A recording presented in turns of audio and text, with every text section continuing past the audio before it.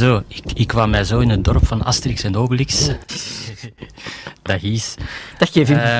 Gelukkig nieuwjaar. Ja, gelukkig nieuwjaar. Het is trouwens vandaag 3 koningen. Ah ja, dat is juist. En misschien zijn 3 Gallische koningen, of toch ene. Vercingentorix, misschien heeft u daar al van gehoord. De grote Gallische koning die werd uiteraard. verslagen. Ja. Vandaag gaan we eens doen alsof dat hij niet werd verslagen daar bij Alesia. En dat die Galliërs zijn blijven voortbestaan. En dat die zijn blijven Gallisch gaan spreken. En we hebben vandaag iemand in de studio helemaal uit Australië. In de uitzending dan toch? In de uitzending. Om het over Modern Gallisch te hebben. Nu, voor de record, het gesprek wordt in het Modern-Angelsaksisch gedaan. En niet in het Nederlands. Dus, hello Steve, are you there? Yeah, g'day mate, I'm here. Hi Steve. So we finally managed to meet up in our virtual studio here. How is everything going in Australia? Look, everything is beautiful here. It's the middle of the night, and outside it's 41 degrees. And Phew, that's right. You're in the summer. Playing music, yeah. Well, it's summer over here. Okay. Yeah, I was just looking at some parts of the website or a booklet I found. Apparently, we are in the month of Simison, which is like the Modern Gaulish version of somewhere in January. But I was thinking the name refers to the winter time. So do the Modern Gallish people in Australia use the same names then, because they don't really match up? That is a very good question. That is a really contentious issue because the calendar, the Gaulish calendar, is the one thing that no one agrees about. Oh. And you find people prepared to cut each other's throats about these things. And the way it is that, by rights, the month of November is the month of Giamon, which is the first month of winter, and December would be Simison, and January would be Ehu. But you can ask 5 different people, and they'll tell you 5 different stories, and no one will agree about anything. Typical. Okay. There's the one thing that no one agrees about, most fortunately. But if you follow the calculations that we use, then January would be Ehu. Ehu. So Giamon for November, Giam for November, Mison for December, and Ehu for January. But, I don't know how long you've got to talk about this, but these things, they don't line up precisely with the Gregorian calendar, because the Gaulish calendar from Coligny was a lunar calendar, not a solar calendar. And the lengths of the year and of the months varied from year to year. So every 2.5 years, they were about 30 or so days short because they were following the moon and not the sun. And so they would add in a 13th month. So we've changed it to line up with conventional Gregorian days, because otherwise you just wouldn't be able to live here. And so for us, of November is the start of winter time, Giam. In actual fact, that 1st of November would oscillate, vary between the middle of November and the middle of December. All those months would vary and oscillate with that. Does that make sense? Yeah. Sort of, yeah. Okay, but can I pop in a question? I mean, I hear you saying we. Who are we? We are the people who are interested in these sort of things, who are interested in Gaulish culture. And this is a strange thing. There is quite a large international community of people who take strong interest in these things. And these people are all over the world, not just here in my country, but also in America, in Canada, and Brazil, and England, and Poland, Switzerland, all over the place. And for some reason or other, a lot of these people are very interested in Gaulish culture, and the calendar is the flagship. The calendar is one of the flagships of Gaulish culture, and the other one is the language, of course. Yes, and that's our core interest, of course. Yeah. So, because we're not just talking about the Gaulish language, but we are talking about a modern Gaulish language. So my question then is, whose bloody idea was it to create a modern version of the Gaulish language, and why, and what do you do with it? So, those are very good questions, yeah. Okay, so you can go back probably about 25 years or so, when the internet became a thing. There used to be things like discussion forums and groups on email service where people would get together and talk about random bullshit. And so around the end of the 1990s, there was a group of people who were coming together, and for some reason or other, they thought that they liked the Gaulish language. They had some interest in that, and they started to rebuild it. They wanted to see if they could reconstruct it. And at that time, 25 years ago, there was actually not very much known about the language at all, certainly not compared to now. And so there was a group of people who started up trying to build a language and tried to emulate what it was like, say, 2,000 years ago. And then another group of people tried to start one up that wanted to see what it would have been like 1,500 years ago, so the 5th century CE. And the late phase, yeah. And then there was other people that wanted to see what it was like in 500 CE, and it grew out of that. And at some point in time, a group of us got together and we said, okay, well, we don't live 2,000 years ago. We might think all these things are very interesting and all the rest of it, but it's not much good to revive a language or to use a language that is stuck in a period 2,000 years ago. So why don't we bring it forward into now and make it into something that we can actually use now, so we can talk about computers and iPhones and surfboards and push bikes and who knows what else, things in the modern world. Mm-hmm. And so we sort of plugged away at that, and we went and looked at all the information that was available about the actual language, which there's quite a lot of it recorded over the years, over a period of about 1,100 years, from about the 7th century BCE till about the 5th century CE. There's inscriptions and all sorts of stuff preserved, and if you look at these things, you can see how that language evolved over that time period. And so we took all these clues that we got out of that, and we thought, what if we just put this through consistently and pretended that it hadn't stopped happening and just saw it through till its eventual fruition, and then we'd end up with a modern version of it, So that's what happened. And what was the other question? Just say who did it. So the people who did it there was a group of people on the internet, basically, including me. And do you have a linguistic background, or? I don't now. No. No, I didn't beforehand. No, not at all. And interestingly, the majority of the people who worked with these things did not have a linguistic background.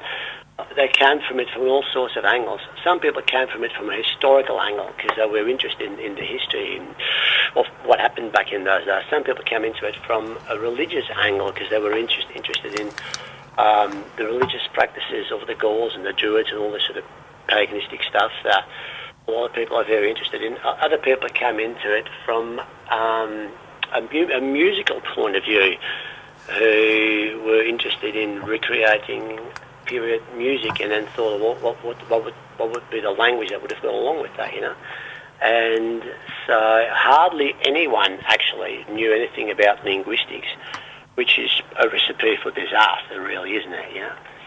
But as we went along, we learned about these things and we worked it out. And because the community was international, there was a fair number of different languages that were represented as people's native languages, So it wasn't just English, it was people speaking Portuguese, it was people speaking French, it was people speaking Irish and Welsh and Spanish and all sorts of stuff, and they all put in together.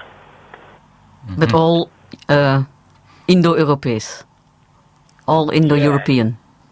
Yeah. All Indo-European languages, But the Gaulish language wasn't in the European language, so it makes sense, of course. Well, I took a look at I found somewhere a manual on the grammar and the phonology and the sound changes, and it didn't struck me at all as something amateuristic. It read a bit like an actual study on an actual language and how it evolved over time. So I'm a bit surprised to hear you say that you're not actual linguists working on it.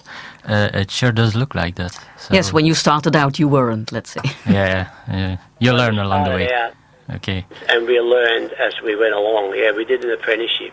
Mm-hmm. So we learned on the job, so to speak. We by reading about our subject material and by following clues and by listening to other people who knew more about these things and by putting one together over a period of years. It took a long time. We did work things out, and it was, and it still is a serious project. It wasn't something that was just sort of done in half an hour. What you see there, the manual of that language there, is the result of quite meticulous research over quite a number of years, mm-hmm. And it was also rewritten about 15, 20 times, So the first efforts that we came up with weren't very good, and that probably would have struck you as amateuristic and unprofessional and made up bullshit. But by the time we revised it 15, 20 times, we actually got it pretty well right towards the end. Do you know what I mean? Yeah. It does remind me a bit of the phenomenon of conlanging, the constructed languages.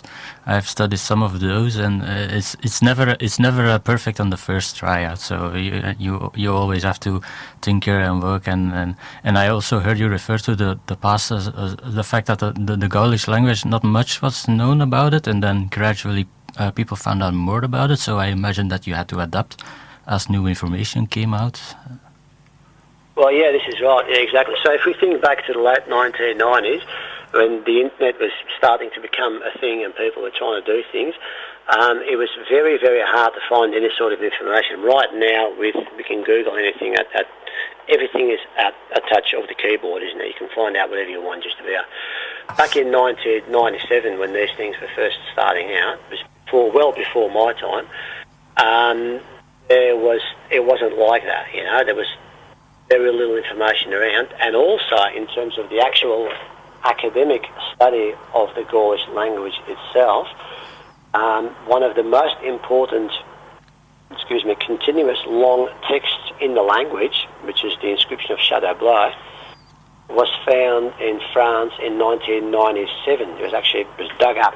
There's a town somewhere to the northeast of Paris called Shadow Blow, and during an archaeological dig there, a tile was unearthed with inscriptions on it in the Gaulish language, and that turned out to be one of the best preserved, best readable, most legible texts, but also the most recent. A lot of the other things went back to the times of Julius Caesar or before, but this one was from the late 4th century, potentially the early 5th century.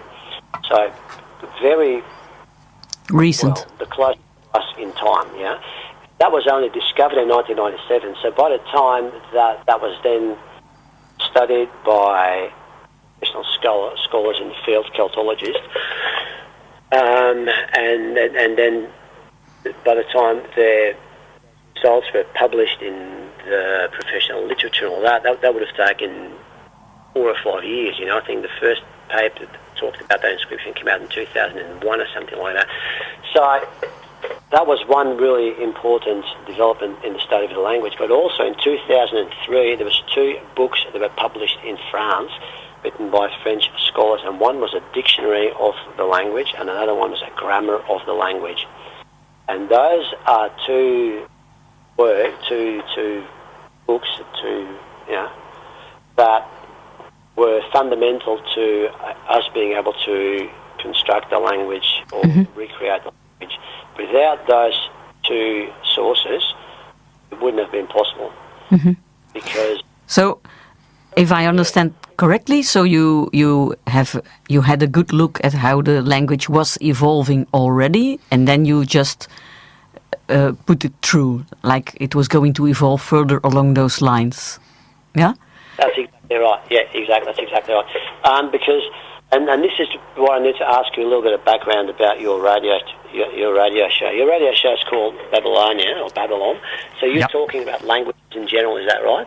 Yeah, that's correct. Is that the purpose of your radio show? Yeah. Yeah. So, you will know, if you are interested in languages, you'll know that all languages evolve over time. Uh-huh. And that they don't live in a vacuum.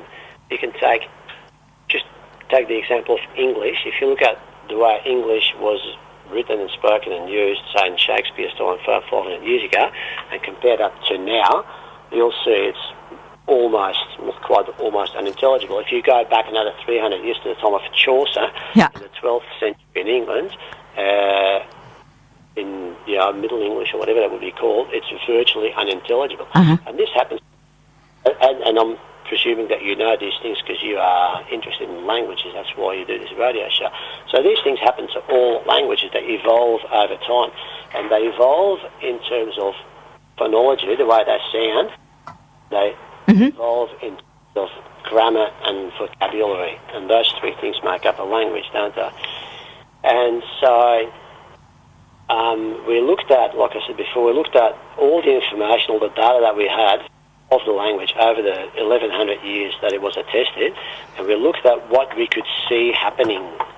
We could see how certain sounds stopped being used and were transmutated into other sounds, who then changed into other sounds. We could see how certain aspects of grammar were abandoned at some point in time and replaced by others. We could see how certain approaches to word formation changed over a period of a number of centuries, And so we looked at all those clues and we put them all together and we thought, okay, so this is now, essentially it became a filter, like when you strain oil or something, And we put all the information that we had through that filter that we had been able to devise, and we said, okay, what would logically and consequently happen if we put this whole thing through these filters? What would come out on the other side of it? And if the language had not stopped being spoken. Okay, but what I also read was that you also looked at how the other Celtic languages, the island Celtic languages, evolved, and you assumed that something similar would have happened to the continental Celtic languages. But then I read something very special, that you don't. There are some specific changes in the island Celtic languages, and some people seem to think that these are caused by a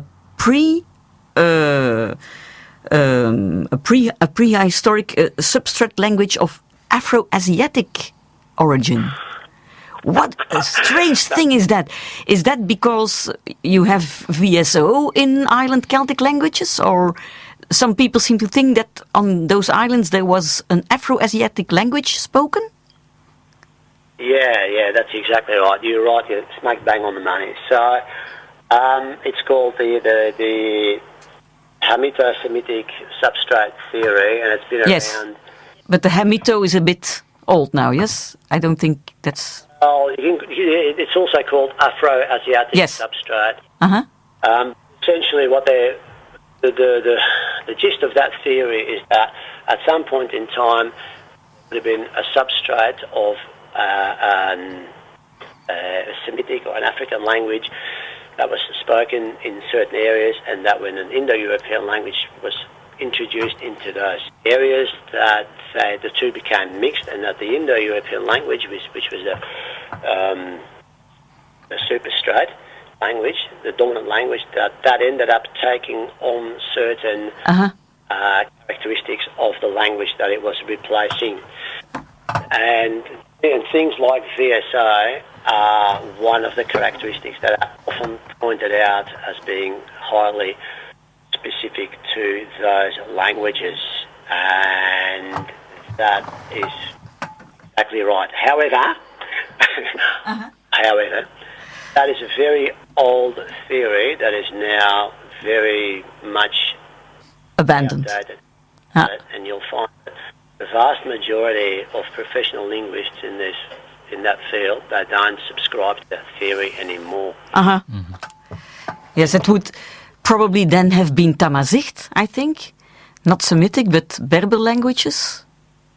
Say that again, sorry? Yes, if there would be contact between Celtic languages and Afro-Asiatic languages, it probably would have been Tamazight, the Berber languages. They are much closer than Arabic or Hebrew, of course, yeah. Yeah. Okay, but okay. That was... But that's a side note. It's a hypothesis, so we don't really know exactly. So No.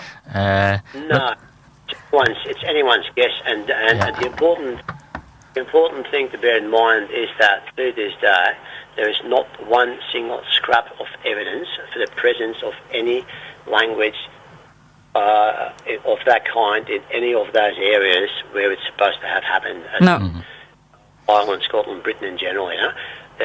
There's no such thing, and people have wasted gallons and gallons and gallons of ink and reams of paper writing about these things, and no one has ever been able to prove that this is actually a thing. So what happened is that way back in the late 19th century, there was a bloke called Pokorny, and he was a big movement shaker in the world of linguistics. He was instrumental in identifying that there was such a thing as an Indo-European language family, and him and a couple of other people that worked around those late 1800s, early 1900s, they looked at superficial resemblances between insular Celtic languages such as Welsh and Cornish and Breton and Gaelic and Manx and Irish, and they looked at languages like Arabic and Coptic and Hebrew and Berber, and they thought that they saw resemblances.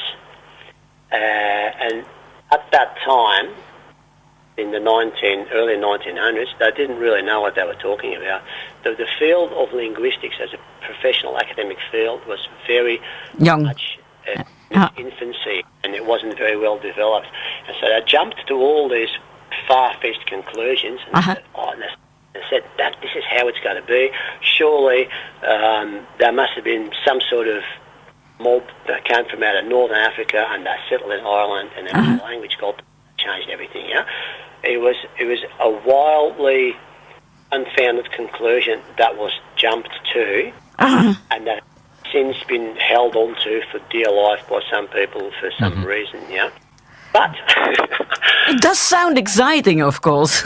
I mean, when I first saw a grammar of, I think Irish was the first Celtic grammar I saw, and I had studied Arabic, I said, "Whoa, this is VSO." I had never seen that in a Indo-European language. So, okay, but let's leave it there. VSO is one thing, and for your listeners, we should probably explain that VSO is a grammatical... Oh, they know. No, maybe we should explain, because not everyone knows. Yeah. Well, maybe explain. So VSO means that in a basic sentence structure, verb. You get your verb first, followed by the subject, and then the object. So V stands for verb, S stands for subject, O stands for object. So VSO means verb, subject, object. Whereas the vast majority of current modern Western European, Indo-European languages, such as Spanish and Portuguese and French and Dutch language, and English and German and all the rest of them, they follow a syntactic structure of SVO, which is subject, verb, object. So the subject comes first. Me, verb, go, I, something out there. I kick the ball is subject, verb, object, yeah. Object. Okay. Whereas, yeah, that's what we're talking about. No. And in the Celtic languages, it's not like that. The verb comes first, followed by the subject, and then followed by the object. And it is true that in some of those Afro-Asiatic or Hemitic languages, that is the case as well. Yeah. But it's also true that in a lot of those languages it is not the case. Because in classical Arabic, which is that what you studied? Yes, it's VSO. It's VSO. But if you look at modern Arabic, like it's spoken in the streets now in the Middle East, It's still VSO. Is it? It is. Well, the modern Arabic I speak is VSO. Oh, okay. Well, you would know more than me. I don't know. Excuse me. Maybe there are countries where they are changing it, but the official standard Arabic is still VSO. Mm-hmm. Yeah. Okay, right. Okay, Well, but there you go. maybe we should get back to the Modern Gallish. Yes, yes, and one more thing, because Kevin, you said it looks like making a language the same process as making an artificial language, but what I thought of earlier was that it's more like Hebrew that was updated to Ivrit. Revivalistics. Yeah. There's this phenomenon, it's called in linguistics revivalistics of languages. It's basically bringing back alive dead languages. Hebrew was mostly dead. They did the same thing with Cornish. And I know of projects, by the way, in Australia that are doing the same with Aboriginal languages that were extinct, and then they have to come up with all the words and the terminology that we don't know about anymore, that got lost over time, or that simply did not yet exist. So I imagine that in Modern Gallish, cars did not exist, or at least not automated cars. Computers did not exist. Much of kitchenware did not exist. So how did you go about creating those words? Well, I'm very happy you asked. That's the fun part, I think. The fun part, yeah. That's the part I would like to be doing if I were to make up a language, invent new words. Yeah. So this is one of the things that we get accused by, or accused of by purists to say, this is not the real thing. You are bastardizing our beautiful ancient language. You're talking about computers and cars and phones and all the rest of it. So, like I said before, we want to have words for modern concepts so we can apply our language to the modern world, and so we can talk about things that matter in the real world. And so to make up these words, we engage in a lot of word creation, just like you get in Hebrew, like you just mentioned before, but also in the Breton language, which is another bone of contention. Anyway, we look at all the vocabulary that we have, all the old words that are between 1500 and 2500 years old. We look at all these words, and then we look at the concept that we are trying to express, that we are trying to look for a word for, and then we look at the first thing we do is we go and look at the contemporary languages to see how they express a concept. So, for instance, we want a word for computer. We'd go and look at Welsh, and we'd go and look at Irish, and we'd go and look at Breton and see which words they use. 99% of the time, for a new concept, they will use a new word. Like, if you want to say the word phone, telephone in Welsh, it's phone. It's the exact same thing. So, if we can't get any inspiration from there, we'll think about the concept, and then we'll try and match the ideas that are contained in the modern concept, and we'll try and express them using ancient words. So I've got a very good example here. So we can't get any more. The one thing that represents the 21st century more than anything else is a computer. Yeah, I'm sure we'd all agree on that. So the Modern Gaulish word for computer is methyl-soithi. And I'll say it again, methyl-soithi. Which means? Which means the harvesting of addition. And so it's quite a long word, doesn't roll off the tongue all that well, but it's made up of two words that are independently attested in the ancient Gaulish data that we have put together and adapted in terms of phonology to express a concept that we think covers the idea of what a computer is. So, first component, methyl, means harvest. And it's harvester, actually, excuse me. A methyl is a harvester. which, by the way, the first automatic harvester machine was invented in Gaul, Northern Gaul, not far from where you are, around the area of Trier. There's a town up in the north, actually the southwest of Germany, Trier. And people in the first century, they invented a harvesting machine to automatically cut the grain and process it. Anyway, the word for that we found in our word lists in our database, and that is the modern version of that is methyl. So that's that one. So that's harvesting, and then the second word, soithi, means adding up. So that is also derived from a word that is found in the attested Gaulish data. And so by putting them both together, methyl soithi, as a compound word, we end up with a word that means harvesting addition or harvesting adding up. So something, we got a machine that does the adding up for you. And that's the word calculator, that we use. basically. Yeah.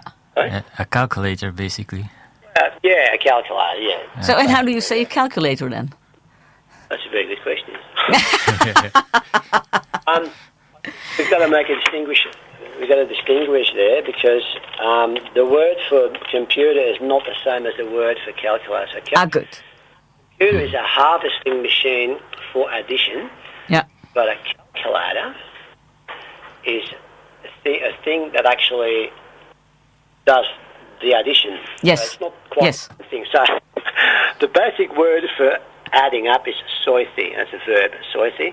And soithil is something that is the product is addition. So we find the word for calculator, we combine that with a preposition, the preposition called tar, which means going through something, and we added a suffix onto that, which turns it into an agent, something that does something. And so the ultimate meaning, or the ultimate literal translation of the word calculator is through counting thing. Okay. And that is tarsoiath. Mispronouncing it. Tarsoiath means calculator. Okay. I suggest we take a little break because I have a fragment of text in Modern Gallish. It's a poem. You send me a lot of good stuff by mail. I always like that because I like to keep them around for later shows when we don't have a specific theme. We can do more of that Modern Gaulish music. But this one for today, I have selected Cano Amergen. It's actually, I know that is an old Irish poem, and apparently there was a Modern Gallish translation of it. So we'll have a listen at that. I also picked that one because it was a very good quality of the spoken language, very clear. There was no music, so you can really hear the language. Okay, stay on the line. Yeah, stay on the line, and then we can talk about it later then.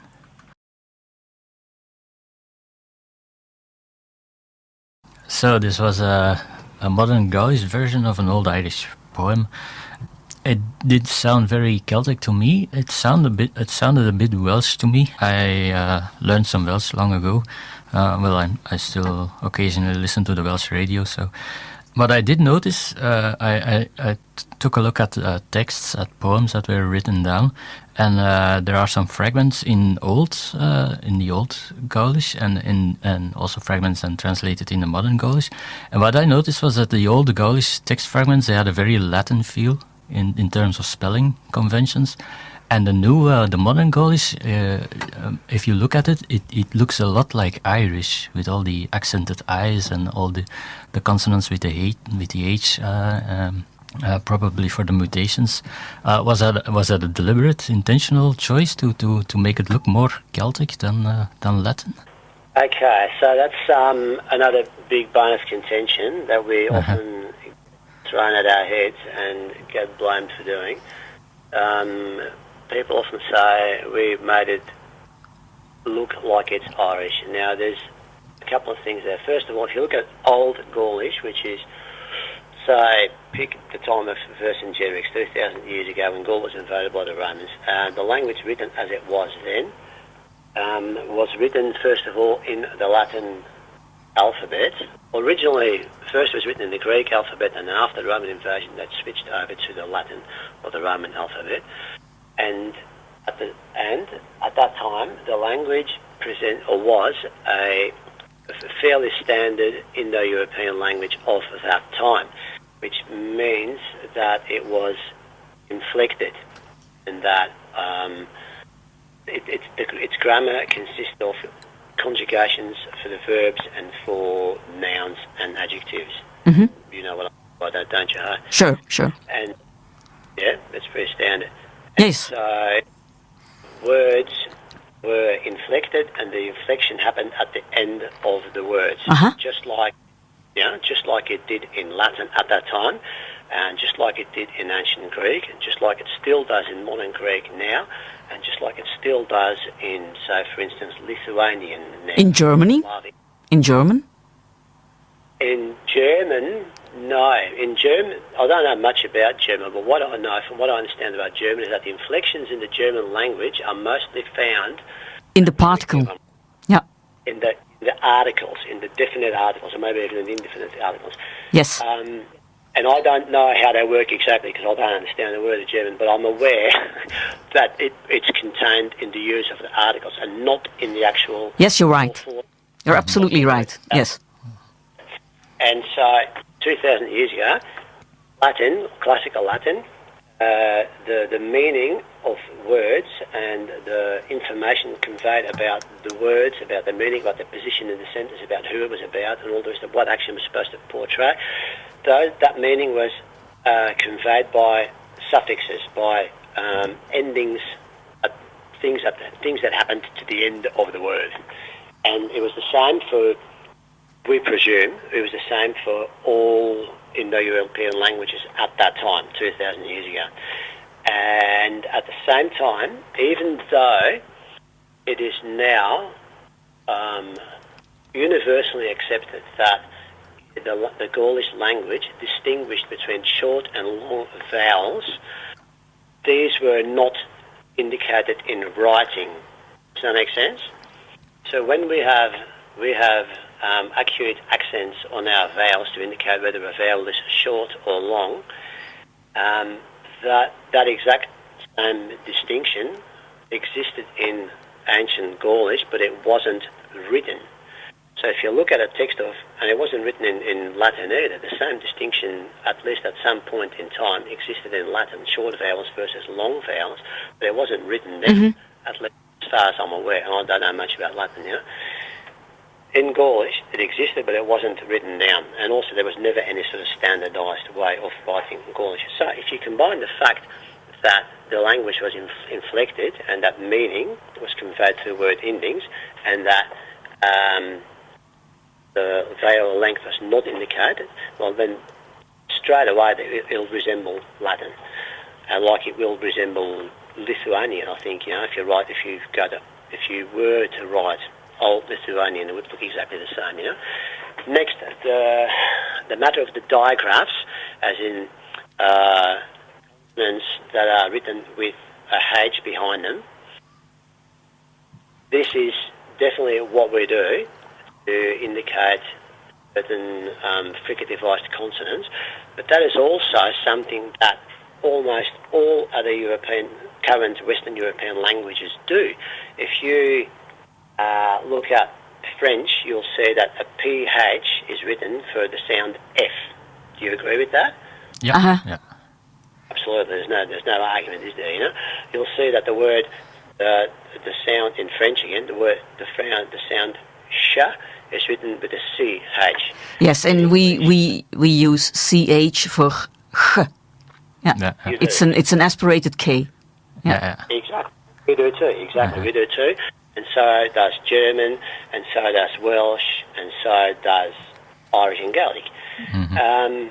But there's a lot of those digraphs are written with H's that indicate mostly fricativized sounds. In English, that's TH. In Gaelic, there's CH and the GH. And Yeah, by the way, about that sound, I found it in the inventory list of sounds for Modern Gaulish, and I was a bit struck because it's a sound that you don't find often, the voiced velar fricative, the soft g sound. We have that one. We have that as in our native, at least in the southern parts of the Dutch-speaking countries. We have that also in our native language. We use the g sound very often. It's interesting that Modern Gaulish actually kept that because it's not a very easy sound for those who are not native to it Yes, to learn. I can tell you because I teach Dutch to adults, and it's very hard for them to learn this. Yeah, it's a very hard one. But it's a beautiful natural one, for isn't us. it? So that's one of the many beautiful things about Modern Gaulish then, is that it actually kept one of my favorite Dutch sounds actually. Well, you're right, and at the same time, it's almost the bane of our existence, because we try to teach our language to people from all over the world, and they come to us with linguistic backgrounds from Portuguese and Spanish and French and all sorts of stuff, and they can't make some of the sounds, especially that one. And looking back, it would have been a lot easier to not have that sound in it, to just chuck it out and do something else and forget about it, because it's making life unnecessarily hard. But it is a sound that was used in the language, and so we didn't set out with the idea of making it as easy as possible. No. We set out with the idea of making it as authentic as possible, you know. And that sound in particular, you're dead on, you're right, that one and the are really hard for a lot of people to pronounce. But if you look at other languages in the Western European area, you'll find that those two sounds, they're common as much in Irish and in Gaelic. They are there straight away. They get used all the time. If you look at Welsh had that very same sound until the Middle Welsh period in the early Middle Ages, around about the year 900 or so, 900,000, and then it lost it. Maybe they thought it was too hard as well, you know, you can't blame it. If you look at currently some Scandinavian dialects, especially in the north of Norway, they have that sound, they use it all over there, they don't have a problem with it. I know it exists in your language. It also, I think it exists in dialects of German in the northwest of the country, close to where you are, I think. I think it's called Low German. Yeah, that's correct. There are dialects that are very close to Dutch, and they use some of the sounds that we use. Yes, and there are other languages which I can't. I'm looking for the name of the language, but I had students in my class who said, "Oh, we use it in our language." Mm-hmm. So, by the way, talking about classes, I heard you mention that there are courses and all of that. So it's not just a theoretical language on paper. You're actually there are actually people learning it, and are they using it? Is there any culture, active culture? Are there people actually teaching their kids to speak in that language? Is it a used language? All right, I don't know if anyone's teaching their kids to speak the language. I would be ecstatic if that was the case, you know. Well, it's the case for Klingon, for example, and Esperanto has many native speakers nowadays. So I imagine that somewhere someone must have gotten the idea. I'm going to teach my kids Modern Gallish. But apart from that, are there books written? We already heard some music. Is there a cultural, vibrant scene? There is, yes. So, in terms of using the language, it gets used on a daily basis to varying degrees by people on the internet again. And this is where the language is used. It's in cyberspace. Because all these people from all over the world, they come together and they talk to each other. And the language is used as a vehicle of communication online.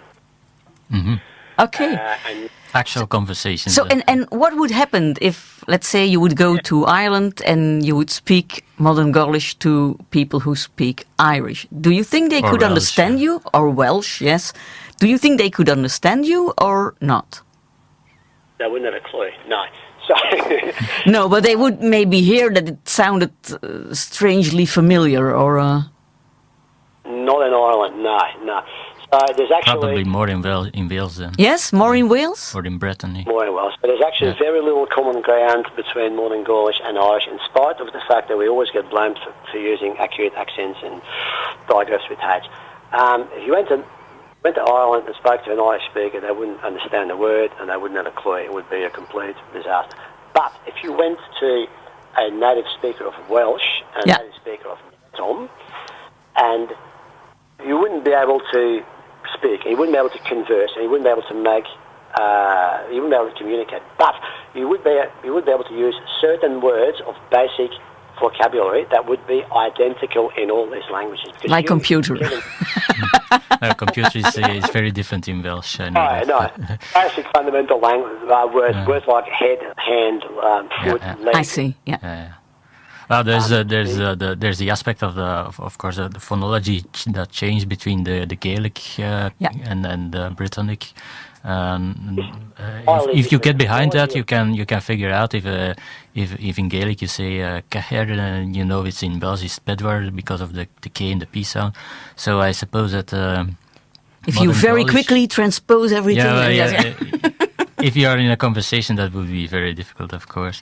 But I reckon then that there are actually gatherings of people using Modern Gaulish. Are there like conferences, or do people perform theater, or they obviously sing? We have already heard that. So it's all cyberspace, you say? Are there actually physical conventions, for example? Festivals? We haven't gotten to the point of physical conventions yet or festivals yet, but we do have a number of books, hard copy books, that are published in the language. So there's 2 collections of prose and poetry written in the language that came out a few years ago that are published through Amazon. I'll send you those links later. And there's a book of the full grammar, a book of grammar and research that's available in print, and there's a book with a course of 20 lessons that is available in print in English and in Italian, and we are currently working on publishing the same book in both French and German, and they're in the pipeline. They'll be coming out the next couple of weeks, and those books are they're hard copied, and people buy them online and they use them to learn the language. And do you have Asterix and Obelix in Modern Gallish? Yeah, that would be for us a very special thing, of course. It's very close to home, so... we did, yeah, we started on that.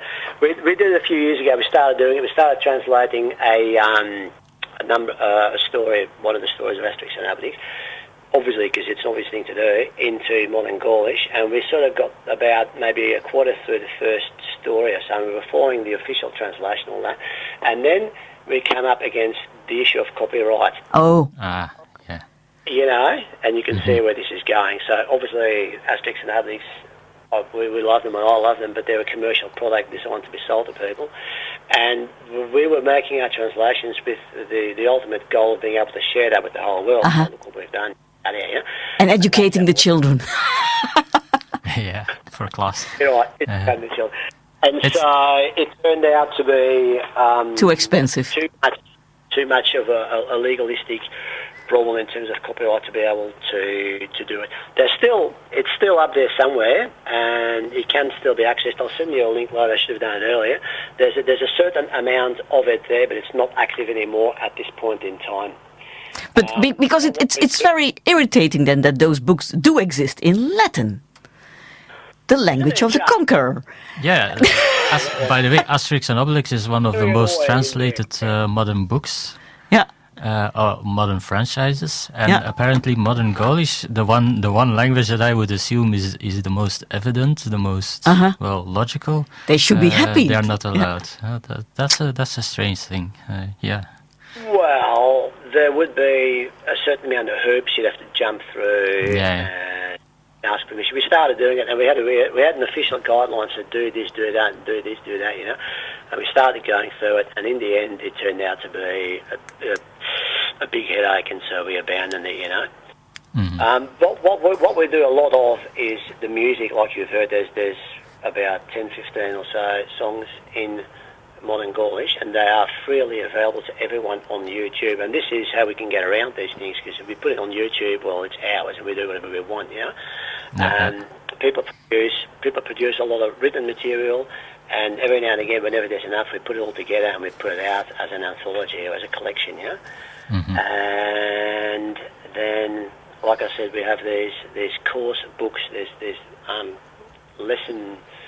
series of lessons in four languages that we've been working on for a while now, and they are being used by people around the world. Mostly, it is, at this point in time, it is used on the internet, but as a vehicle of communication. And this is the important thing, because it's easy to get bogged down in looking at a language as an artificial, theoretical concept, and without actually using it, you know. But when people communicate with each other online, even though it may be slow, even though it's only written, even though it may be full of mistakes, they are actually using the language to convey information. You know what I'm saying here? They're using the language to convey information from one person to another. And mostly we've got a Facebook group, which has got all hundreds of people there, and that's where that happens. Are you on it? You're on it, aren't you, Kevin? Yeah. I'm in that group. Yeah. Ah, you are. Yeah. So, and you can already say Happy New Year in. Not yet. Not yet. I'm doing my Welsh courses at the moment. That's. Oh, that must be confusing then. Yeah, I don't want to confuse all the languages. By the way, you're talking about Facebook and all the modern. I heard someone say recently, a language is only a language if you can use it in memes on the internet. And I did find some Modern Gaulish memes. So that's a step in the right direction. So it's official now. It's a language. An official language now. So that's a good sign. Hundreds and hundreds of memes in Gaulish, in Modern Gaulish on the internet. We've got a whole Facebook page dedicated to Modern Gaulish memes. Have you seen them, Kevin? Yeah, I've seen them. So the next step is to have it recognized as an official working language of the European Union. Okay. Yeah, absolutely. Okay. We have to. Yeah, we have to get going now because the hour is almost over. Steve, by the way, how do you pronounce the name Guiriu? Guiriu. Guiriu. With the okay. And can you say Happy New Year for us? I can. It is Blijven Noi Lion Azu. Yeah, that's almost the same in Welsh. Blood and know it. Blijven means year. Yeah. Noi means new. Yeah. Same as in German. Lion, happy. And Azu means to you. Blijven Noi Lion Azu. Happy New Year to you. Okay, thank you. Okay, thank you.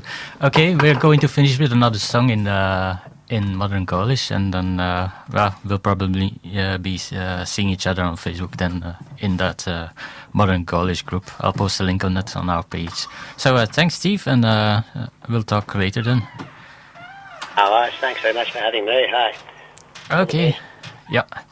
Oké, goed. Dat was dus voor Babelonië vandaag. Bedankt, Steve, nog eens. En we gaan er nog uit met een laatste. Wolf and His Mate is de titel in het Engels van dat nummer.